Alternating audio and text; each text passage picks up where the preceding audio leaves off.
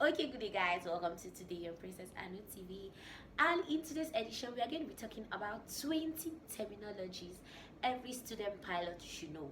20 terminologies that every gig, at least if you're an aviation lover and you hope to get into flight school someday, you are supposed to know this terminology. So we are going to be starting in the next few minutes. Just watch this beautiful cool flight here.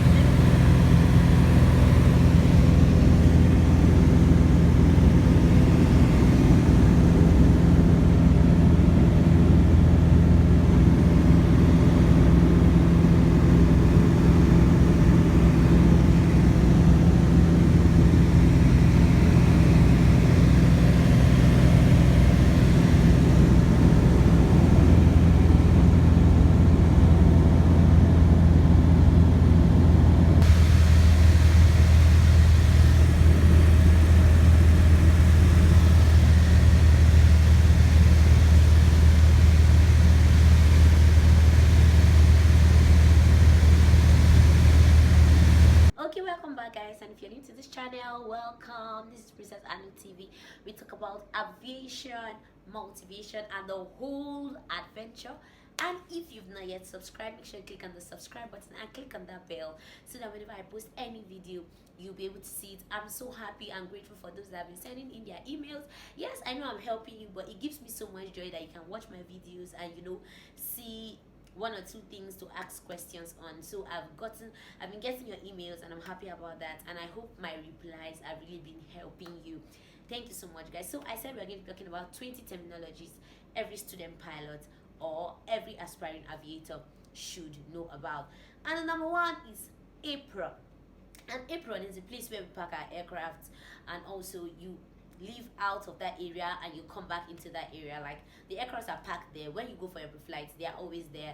Then you take the aircraft, you taxi out the aircraft from there, either to the runway or to the holding point or wherever.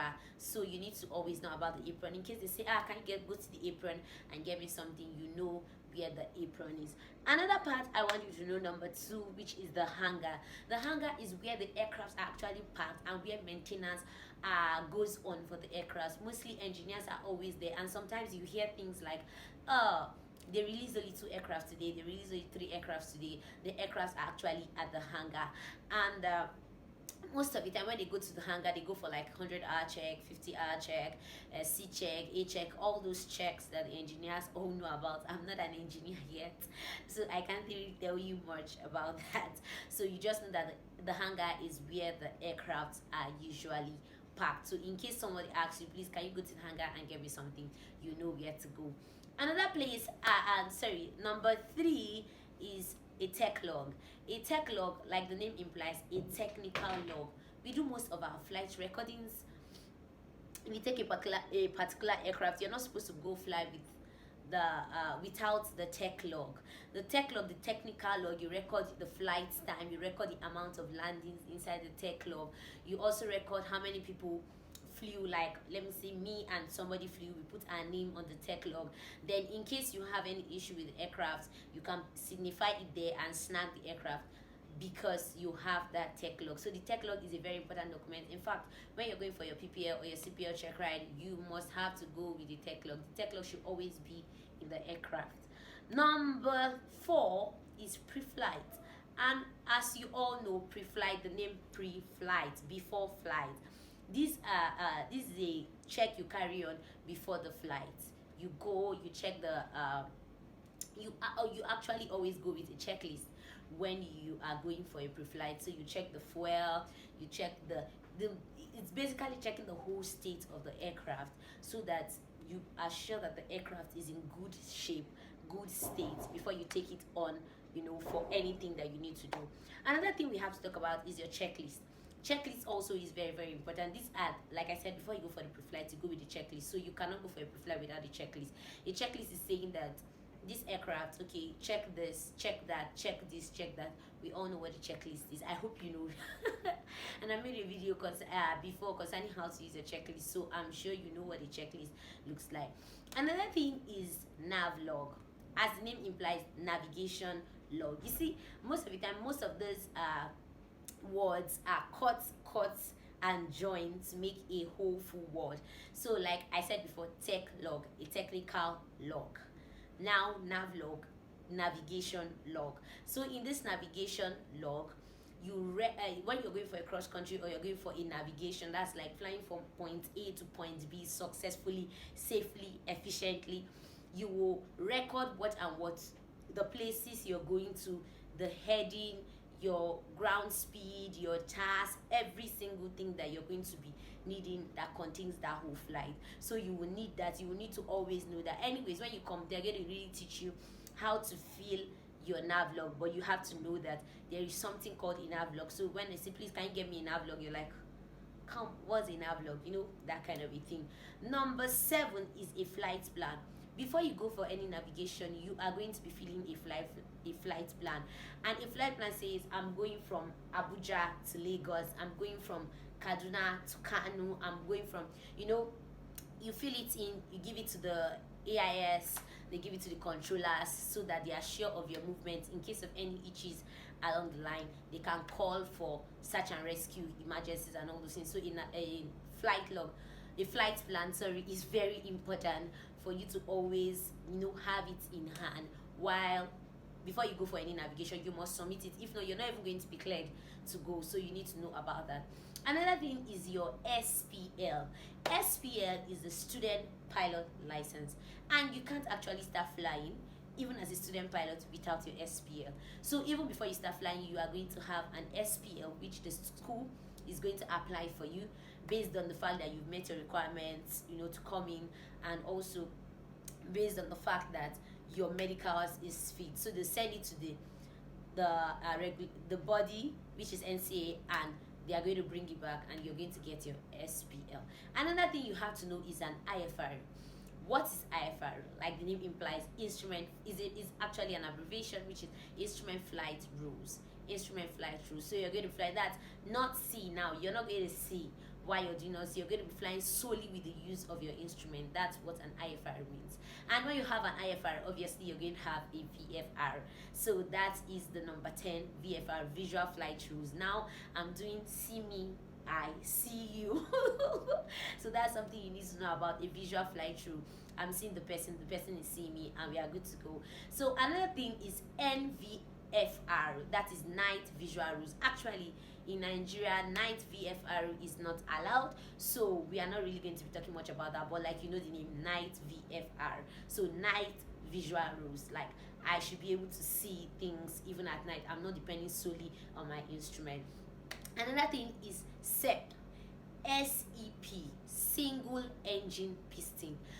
When you're doing your performance, your weight and balance, all these things, especially even flight planning, which is a course that you do in the CPL phase, you are going to be seeing these things. And even when you're doing your PPL, did we actually see that? No, we didn't see that during PPL stage. But CPL stage, you're going to be seeing most of all these things reoccurring in your books, reoccurring in your stuff. So SEP is single engine piston. And when you're coming to flight school, the aircraft you're going to be using to start your flight is going to be a single engine piston aircraft. So you're going to start with that before you go over to a multi-engine piston aircraft, before you go higher and higher to the jumbo jets and the rest. So that is it. And if you have a single engine piston, automatically we are going to be having a multi-engine piston. So we have SEP and we have MEP.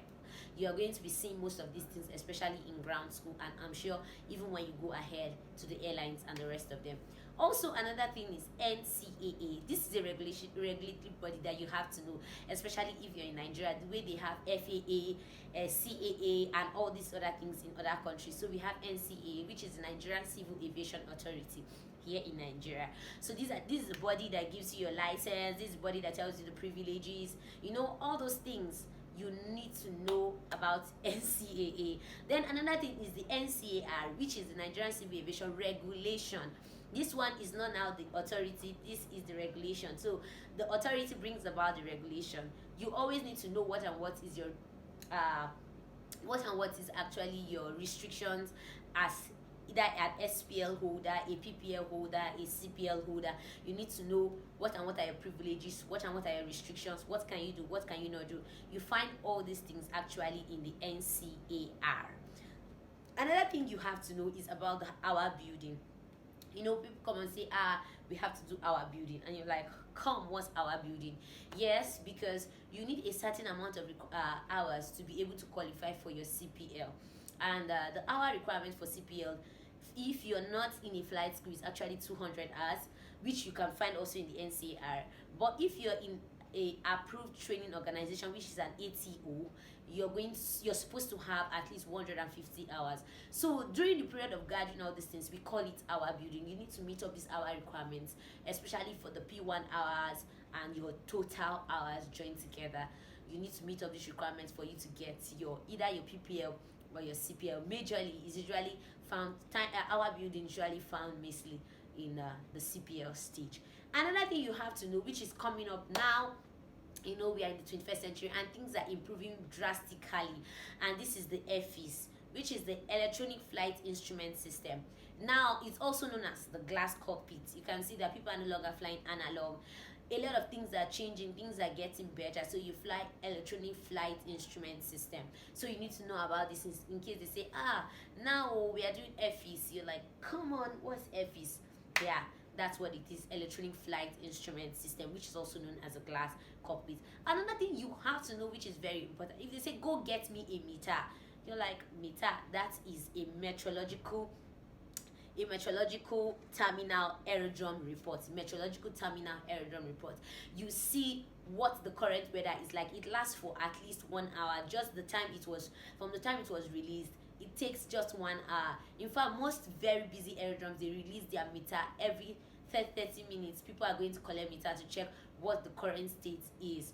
Also, TAF is a terminal aerodrome forecast. They can give you a forecast for like 12 hours. They can give you a forecast for 2 days. They can give you a forecast for 4 days. They can give you a forecast for, so many days. So that's the difference between a meter and a TAF. A TAF is a forecast. A meter is just an aerodrome report at that time, mostly for an hour or 30 minutes. That's how they do. Another thing, which is the last thing, the 20th, which I'm going to be talking about, is about the CB, which is the cumulonimbus cloud, a very dangerous cloud that every pilot is supposed to be aware about. And you cannot joke with this, because most of the time life depends on it. You can't jump into a cumulonimbus cloud and expect that everything will be fine. So whenever you see in a meter or a TAF CB reported, people are always very careful. When is the forecast? When are they saying the CB is going to be out? And all these things. So guys, I hope you enjoyed these 20 terminologies that you have to know as a student pilot and an aspiring aviator, as an av geek, as a lover of aviation. So guys, we'll meet next time, even on this same channel. If you have any questions, make sure you leave them in the comment section, and I will be there to give you an answer as soon as possible. And also, if you have any challenges concerning thinking of how to join flight school, I've made a lot of videos. Just go to the playlist, watch the videos that are for your particular challenge. So till we meet next time, even on the same channel. Bye guys, keep watching. Mwah.